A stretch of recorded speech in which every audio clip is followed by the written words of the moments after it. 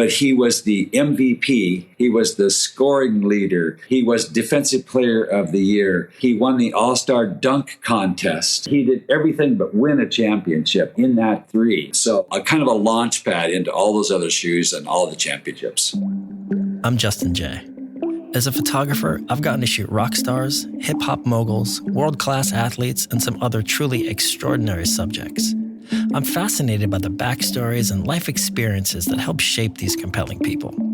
The right photograph can reveal quite a lot about someone, but some stories can't be told with just a picture. Sometimes you need to sit down, listen, and dig a little deeper. This is The Plug.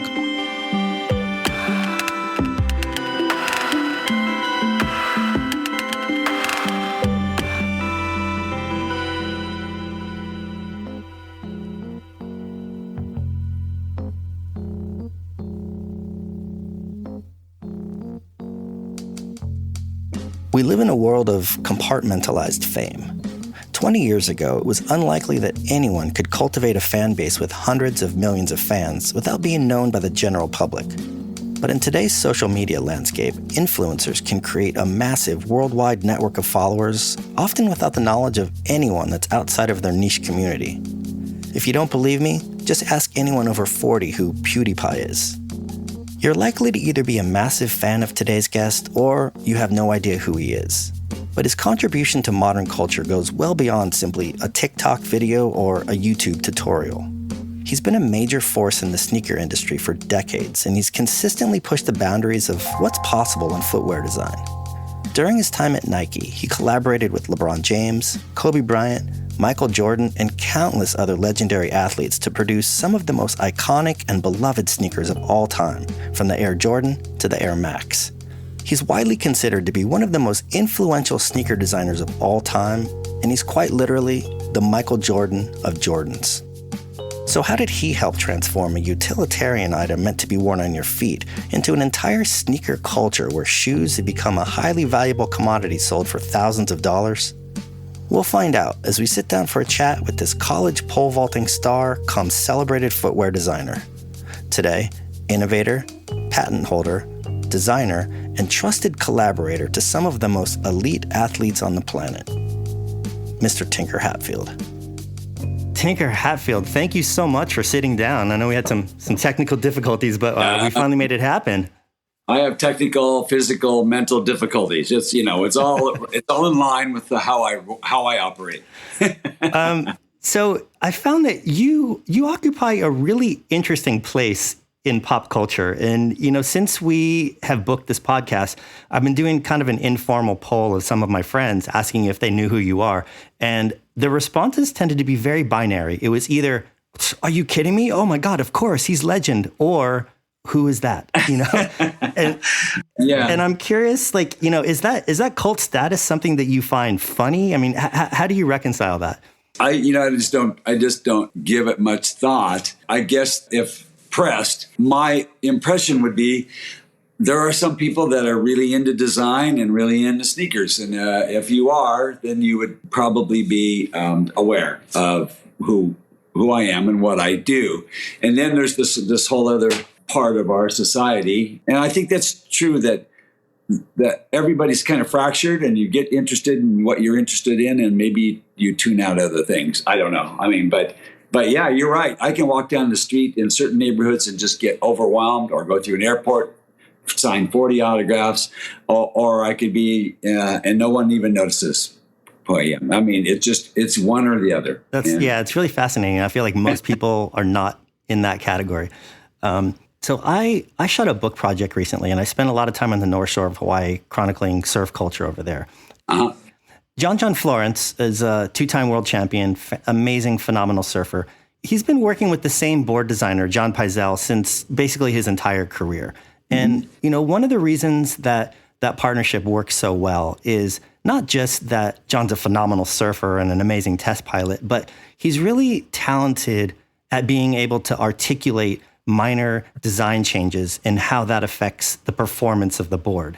Right. That's not always a common trait among surfers. I mean, I think if you talk to shapers, a lot of times they'll say, yeah, sometimes surfers will come back and they'll just be like, yo, that board that board doesn't work or something like that, And so, the board sucks. Yeah, exactly. And so I think that's why that collaboration works so well with the two of them, and they've been able to progress so much because they can actually do tests and see how A leads to B. Right.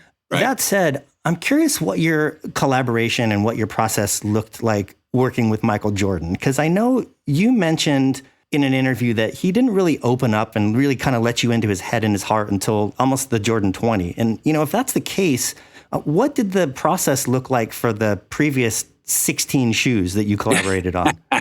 Well, I think that he's a private person and he has to be, and that's just what I think we all observe with people who are that well known, and they tend to try and protect themselves, their family, whatever. But no, I really actually got to know Michael quite well. I would stay at his house and hang, and there'd always be somebody else there like Jay-Z or some football. There were all kinds of people that were hanging around. And so, but when we would sit down for a design session, we both agreed that there'd be no one else in the room. And he really, really makes designing very easy because he actually likes the process, which is probably maybe what John does.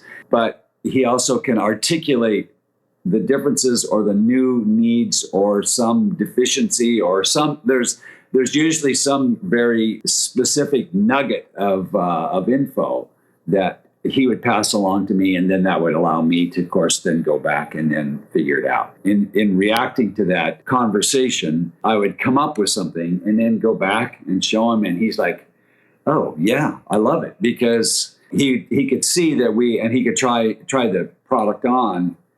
But he could see that his involvement had an impact on the design, and therefore things would then go forward smoothly. And that I can tell you that he's rare. He's rare for like you said, maybe it's others. There are a lot of surfers who might not do that, but John does. And I would say that's true in probably every sport. That there are some athletes that really are dialed in and they want to communicate and tell you what's going on and get really specific.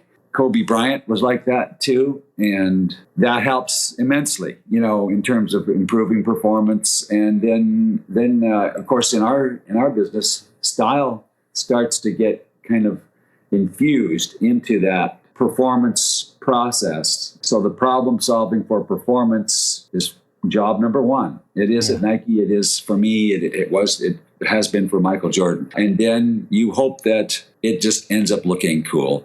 And maybe because there's a second narrative that gets woven in. So the collaborative paradigm that you were able to create with Michael Jordan, was that something that clicked right away, or was there a real long ramp up process? It didn't click right away because Michael was actually somewhat unhappy with the way things were going. I think just in general, the Chicago Bulls were not that good for his first year or two. And he really made a sensation though, because he was obviously really good right off the bat, but they didn't win so much. And he was wearing the Jordan 1. And then when he switched for the second year in the Jordan 2, which was a very technical shoe, but I don't think that he had as much input into that shoe, and he didn't have any input into the first shoe because he was new. He was young, he was new, and they were like, man, things had to happen really fast.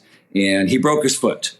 And I think that upset him, and maybe I don't really know if he truly blamed the shoe, but you could infer that maybe the shoe was like in the back of his mind. Maybe wasn't quite the right shoe. And just for the sake of the listeners who may not know, you did not work on those two shoes, correct? I did not. I was the corporate architect, but I was close with the designers because I was doing work, and I would talk to the designers all the time about their spaces or their showrooms or stores or presentations of whatever.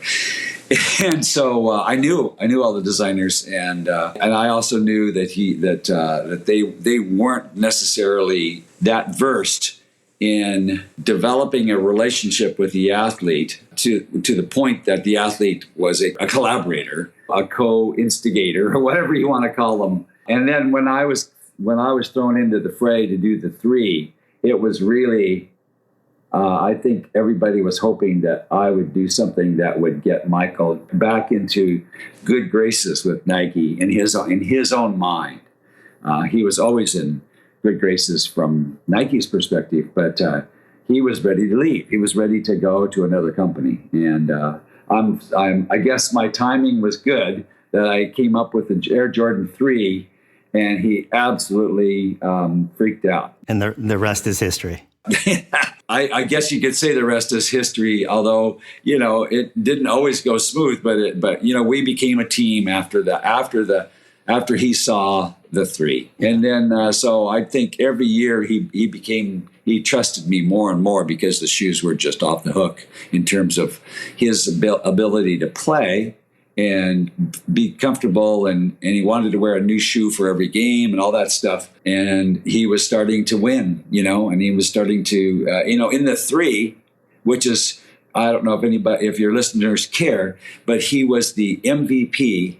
He was the scoring leader. He was Defensive Player of the Year. He won the All-Star Dunk Contest. I mean, he did everything but win a championship, in that 3, which had not happened yet. He had not won all of those things before. And so, it was a perfect storm. And then, again, a kind of a launch pad into all those other shoes and all the championships. That's fascinating. Yeah. It was wild. I think, you know what? I'll bet you, maybe when John was first working with that shaper, well, I'm sorry, his name is John Peisel. Yeah. So Peisel, by the way, I have one of those. I have a Peisel board, which is weird. But anyway, it probably took John a little bit of time to, sort of like, oh, this guy knows what he's doing. And then they develop not only a collaborative working relationship, but maybe a friendship too on top of it all. So with that, on that same topic, I was fortunate enough to shoot a couple Nike basketball campaigns a while back. And while that was going on, there used to be a private store in Soho in New York where you could be invited and go in and work with designers and make your own sneaker. And I was lucky enough to be invited, and I went in. And what I found so fascinating is that most of the other people in there that were getting their shoes designed, everybody would bring these kind of inspirations and, mood boards or whatever. But they didn't bring color palettes, and they didn't bring pieces of fabric. More often than not, it was songs or pictures of a landscape or a story, like these very abstract inspirations. And I'm wondering, when you first sit down to work with an athlete, do you take a similar approach? I mean, is the jumping off point for you often something that resonates on an emotional level with the athlete rather than showing them a piece of leather? Yes. The answer is yes, because, when you're out there looking for inspiration, you're also checking the boxes off on the criteria list for performance. And those things are all kind of like, expected to be done right. And the shoe is supposed to be a better product than its predecessor. So you check those boxes off. I really didn't like getting into materials and or colors for that matter, until I actually had another story to tell. So there's 2 stories. One is, okay, here's how the shoe is going to be better than its predecessor. Number 2, here is what I found as inspiration, and the story could vary from being inspired by a Lamborghini or a Ferrari, or possibly a song, or a woman's fashion runway show, or it was just all over the place. And I remember like coming in and talking to him about Afro Pop Worldwide, an NPR radio show, and it was I saw just this beautiful poster in a record shop window, and that became the inspiration for how the shoe and the technology of the shoe and the performance of the shoe was going to blend with something that was going to make it also very interesting looking, And then I would get a kind of an authorization from Michael then to pursue that. Then there would be materials and there would be colors. And so it was like maybe about the third or fourth meeting down the row before we started to actually look at those more visceral things, because I wanted to be inspired by a story and then go from there. That's fascinating. So I was reading a book recently called Flux, and it deals with these tools and strategies that you can use to kind of address and anticipate the unknowns of the future. And they gave two really interesting case studies. One of them was coffee. And they were saying in the late 60s, early 70s, your choices for coffee were basically a big tin can of Folgers or a big tin can of chock full of nuts. Like, that was basically it. Sure. And they cited sneakers as well. I mean, basically you had Chucks and Keds. And in broad strokes, that was pretty much your only options. Those markets are obviously billion-dollar sectors now, multi-billion-dollar sectors. What I found most interesting about those examples is that both of those things grew to where they are today without a ton of emphasis on technology. Granted, there's been major developments of sneaker manufacturing and technique and materials, but not nearly to the extent of, let's say, a cell phone, which needed a cellular network and satellites and microchips and this big infrastructure behind it. And it seems like, with coffee and with sneakers, what was more important was, really brilliant marketing and branding, but most importantly, like the fostering of a culture behind those items. Like, do you think that's a fair statement? Do you agree with that? Yeah, I think I do. I mean, there are definitely, I don't want to undersell the importance of technology as it pertains to cushioning or safety, not spraining your ankle, basically being able to play 80 games, whatever the pros play.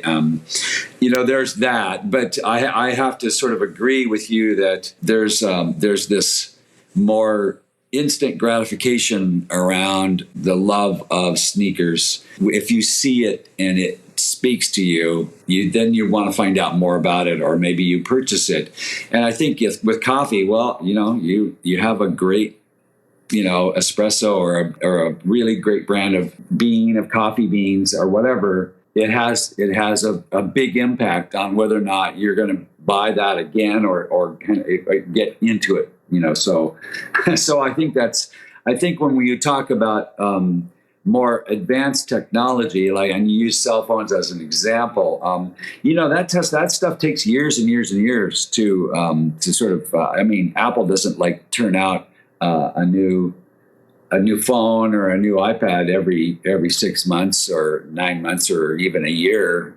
It's usually longer than that. Our consumers, they expect new stuff pretty much every season. You have to, I think, take a few steps forward, but you don't have usually enough time to reinvent the entire notion of what a sneaker is. Yeah. And I would say that has happened. Maybe the Huarache was something like that, was really different, or maybe the Back to the Future sort of self-lacing shoes where there's a lot of new technology and it really changed sneakers a ton. Yeah, those are great examples. And like I said, I don't want to by any means diminish the technological advances and, performance elements that you guys have added at Nike.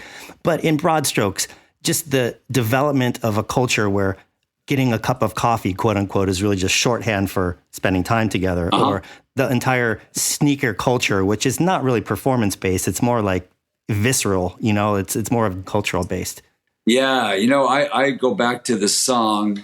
It was basically a remake of Summertime by DJ Jazzy Jeff and Fresh Prince, and they redo the song Summertime as a rap. Basically, they tell the story of a summer day in Philadelphia. The song just tells you all throughout the song, kind of it's moving through the day, and they talk about sneakers.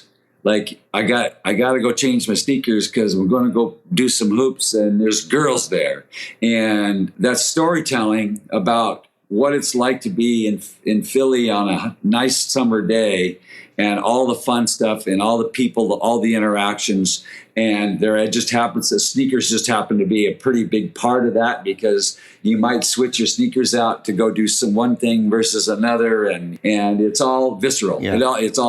It's all about, feel and maybe being attracted to somebody else or whatever. I mean, those things are all real and important, and I think it's one reason why sneakers have gotten so big, is that they're not seen as these new technical innovations as much as they're extensions of one's personality, and you choose the right shoe for the right moment or the right time. Well, let me ask you this. So I'm not a huge sneakerhead, but I definitely have some friends that are, and in talking to them, there's one theme that seems to be consistent, and that's if you were to stand next to them in front of their collection of sneakers, they could tell you for every sneaker the price they paid, where they got them, and in many cases, like the backstory behind that sneaker. Like there's a real story, a real story that's connected to those sneakers. And I know you've talked a lot in interviews about the importance of the story from the design standpoint. Yeah. I mean, even like the Jordan 20, it basically has his life story graphics, on the sneaker.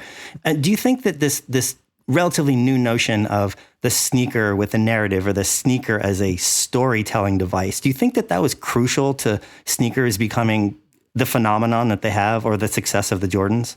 I personally do, because I've seen it and done it in person or read about it. And then, of course, I've had these conversations with famous athletes who would just simply tell you a story about how they always lusted after a pair of Jordan 8s, because when they were younger, their parents couldn't afford them. They never got them. And then when they finally made it big in the major leagues, or in basketball or football, whatever, they were able to get them, or they might even ask for them, because they were maybe Nike athletes. And it's like these pinnacle moments in one's life, whether it's a positive one or a negative one, they're real memorable moments. A lot of times they're attached to a sneaker. And my recollection is that growing up, like you said, I either wore Converse or Adidas, and I don't have any.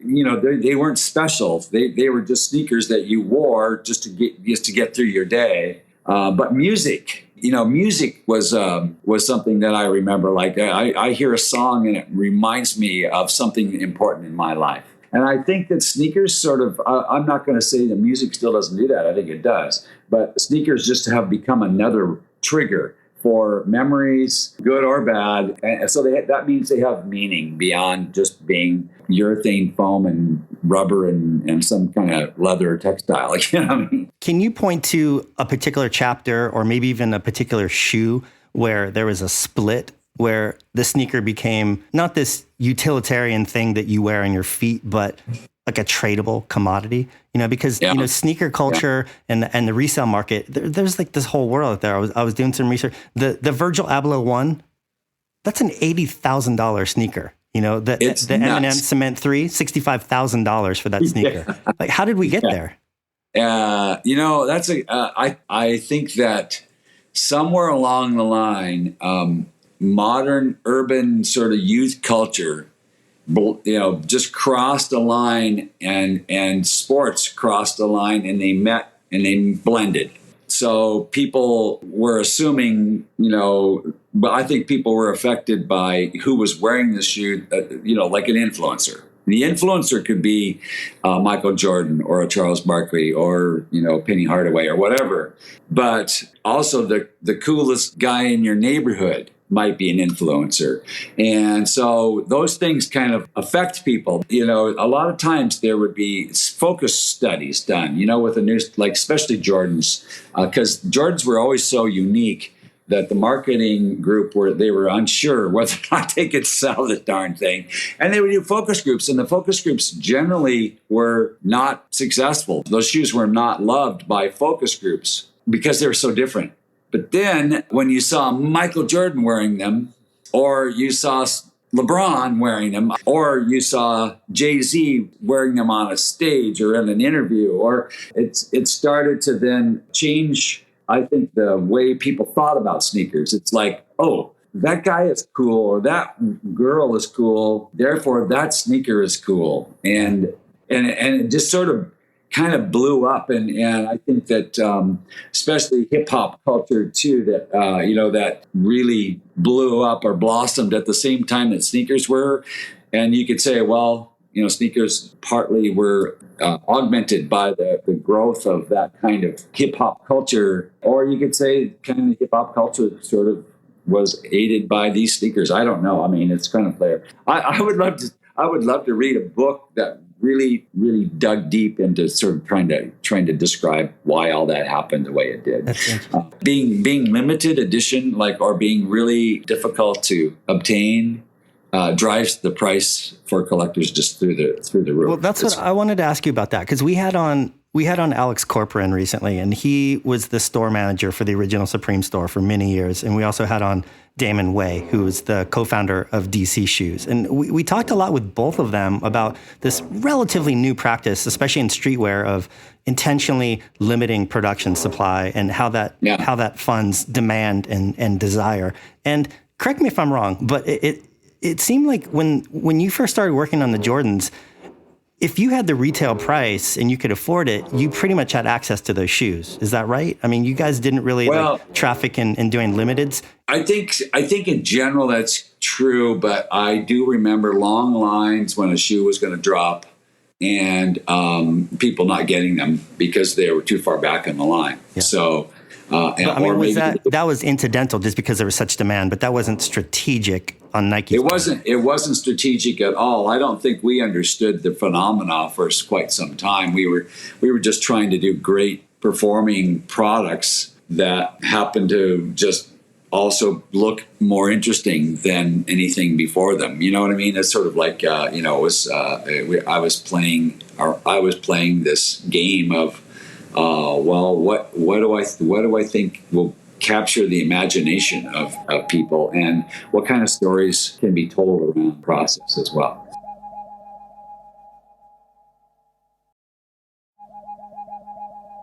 Currently, or in the recent past, how involved are you in the marketing decisions in terms of determining the production numbers or the price point of any of the shoes that you work on? Zero. Zero. I mean, and it's kind of purposeful on my part, but also I think there's just people that know more about that part of the business.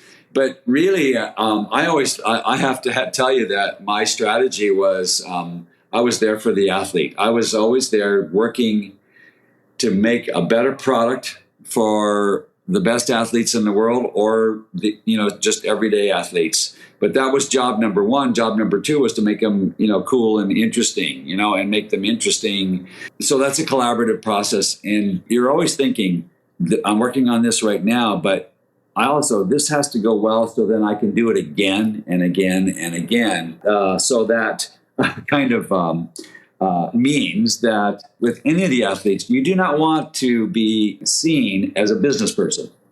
You want to be seen, and you want to be authentically be a collaborator with that particular influencer. So from the athlete's perspective, you want them to kind of perceive there being a firewall between your role as a creative and Nike's role of trying to sell these shoes. Absolutely. If they think that, I always felt like if an athlete thought or an influencer could be a rapper or a performer or somebody. I mean, I always felt like if they actually thought that I was more of a businessman than I was a co-creator, a collaborator, or some kind of designer extraordinaire, that was way better. And they were more excited about just taking my calls and inviting me down to their house or whatever. And I think that had I also been part of those business decisions could affect somebody in a very positive way or a negative way. I mean, it goes in both directions. And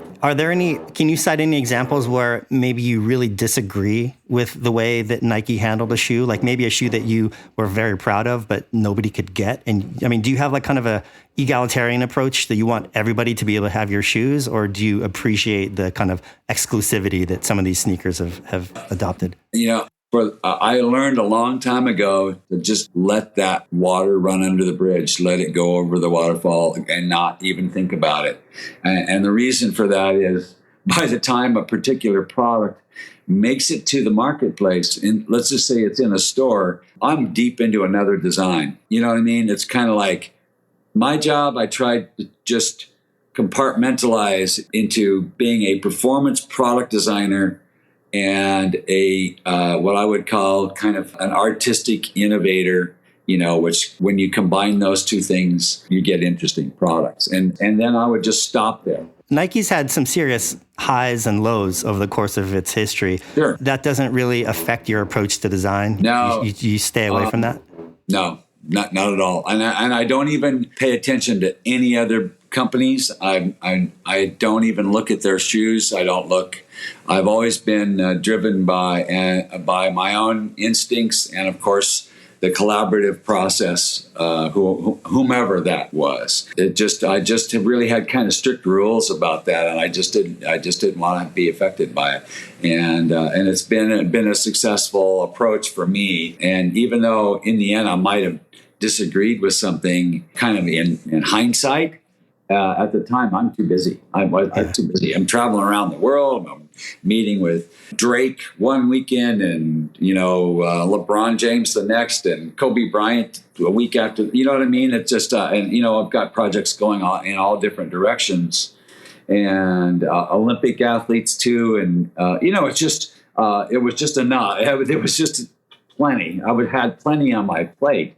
And therefore I had to just basically let everything else go. You know what I mean? So the answer to it is, I had really no interest or really any knowledge about what the prices were going to be, how many they were going to make, or what the merchandising group and sales group at Nike were going to do. It's not that I didn't care. I didn't think it helped me, Yeah. You wanted to insulate yourself from all of that. Yeah. I think so. And I think I also wanted, again, to be perceived as a friend or as a collaborator, not as a business person. Interesting. Your path to become a shoe designer came through the background of architecture and also being an athlete yourself.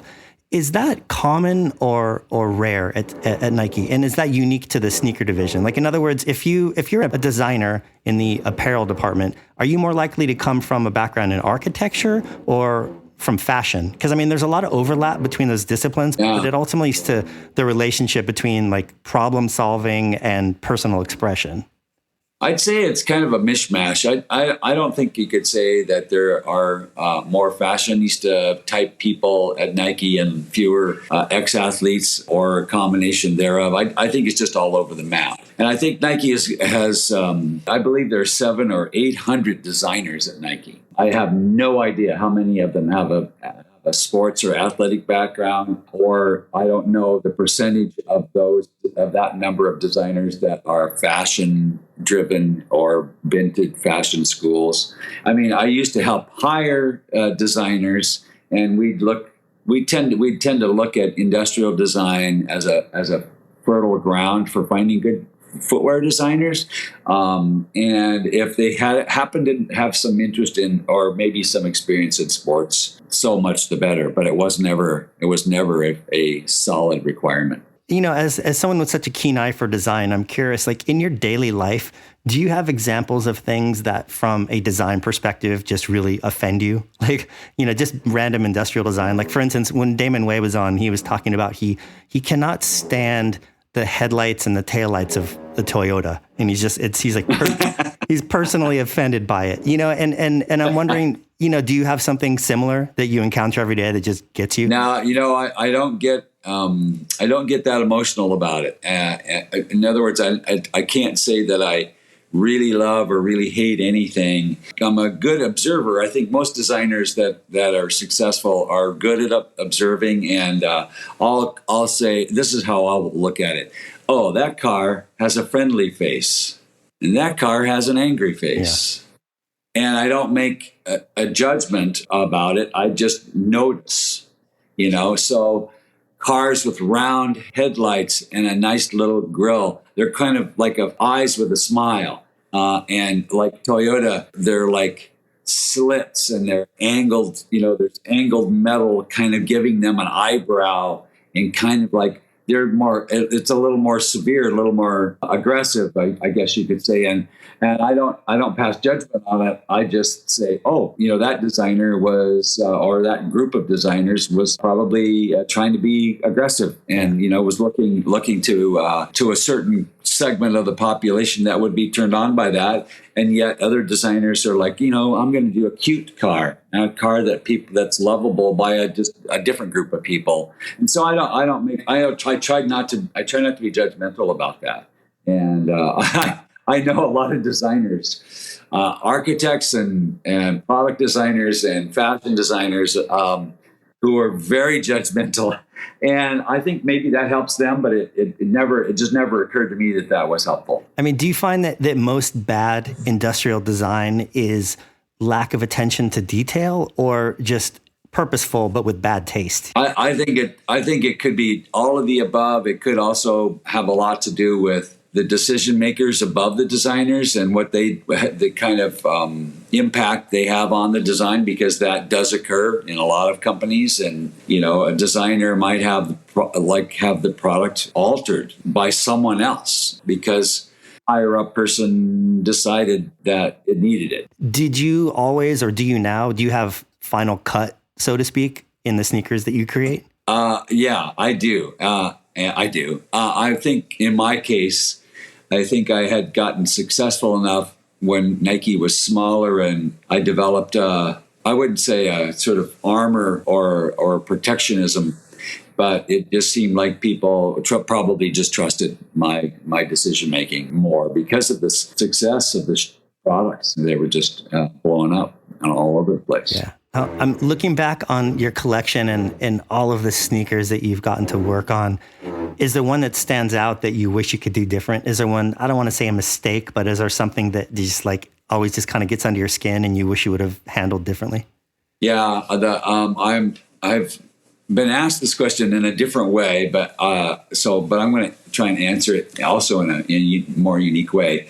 The Jordan 15 was a product I wish I had back. And the reason for that is because I had been through a lot. I'd done so many Jordans by then, and my father had passed away. My mentor, Bill Bowerman, had passed away. Michael Jordan's father had passed away. I was overworked. I just had so many other projects besides the Jordan projects, and I think I just didn't bring it. It was like mail. I just sort of mail. I didn't mail it in, but I just think I could have done a better job with it. And it still ended up being a very unique shoe, but it's not one that ever makes it into the pantheon of the best Jordans ever. And I think there's a good reason for it, which is I think I was just worn out and sad. Well, I mean, I'm curious, is there a different way of looking at it? Because rather than saying that you didn't put the effort or you mailed it in, I mean, is there a chance that all of that sadness and darkness in your life and Jordan's life, then when we talked about how important the story is, did that creep into the story? Is that an effect? Or do you think you were just too tired to do it how you should have? I wish I had it back so that I could, I should have, and I could have used that darkness to finish that shoe off better. There was, it was it was an X-15 fighter plane or something. And also I'd been looking at Prada shoes, and I don't know. I was just sort of kind of all over the map on that shoe. And so then when I finished that shoe, and then then immediately I jumped into the 16, and I started it, and I realized this one was going to be an even worse situation for me. And so then I asked Wilson Smith, very promising young designer, and actually probably the more appropriate person to sort of pass the torch to at this point. And he did the 16. I started it, but then he really nurtured it along and then finished it. And then there were other designers that stepped in. And then when it came to the 20, Michael called me up and said, you got to do the 20. So I'd had some time off from the Jordan line, and I was ready to jump in and do something unique for that. So switching gears for a second, how important is your physical environment to your design process? I mean, I know people can find inspiration from a pencil or a song or a cloud. Does that really affect you on a day-to-day level? Or could you find, if you had to under pressure, iPad and a stylus, you could go into a box and make a great creation? I think I could go into a box, but I've said this before, I'm going to say it again. My best work, and I think almost all of my work, is actually an affectation or a result of all the experiences that I've had in my life up to that point.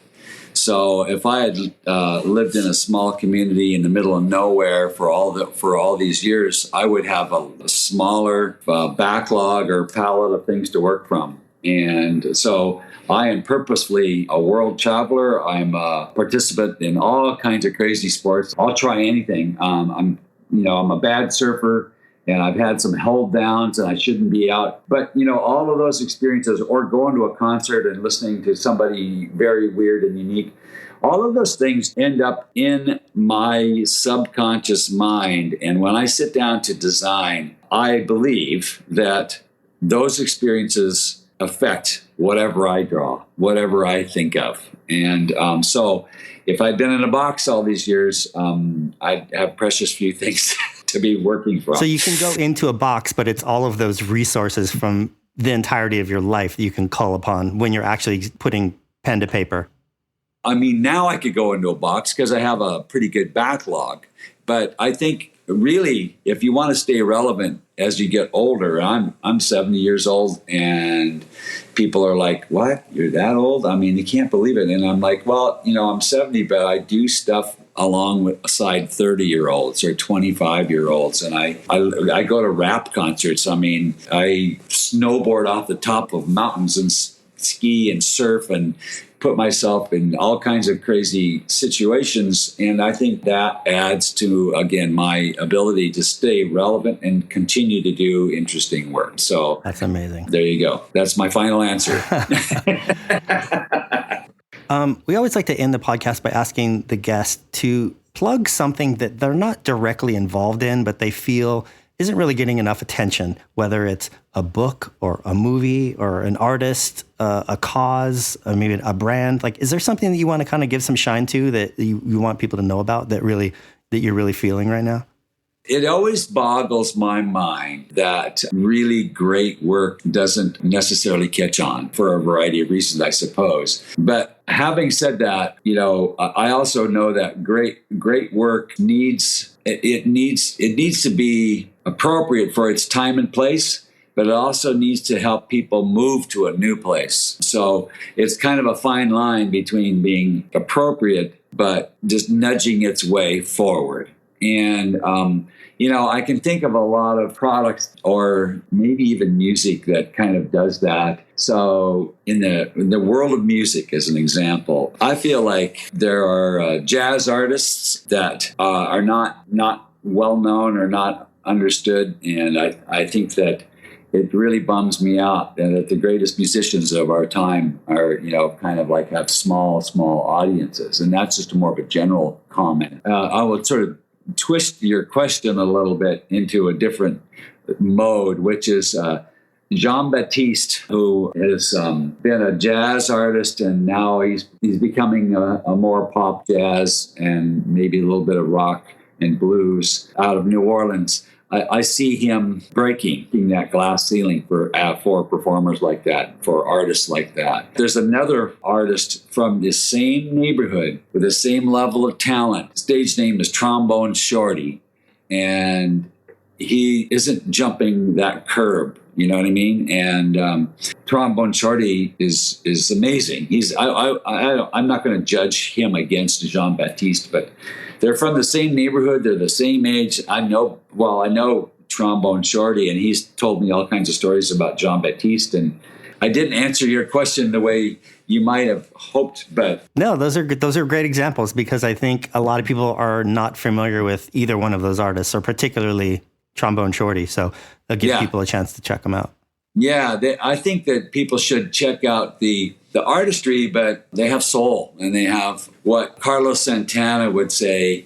They care about each note. They get to the heart of those notes, and they're true artists. And it's not just a bunch of stuff, that someone else wrote. I mean, they're really feeling it, and they have the ability to make it beautiful or interesting or something danceable or whatever.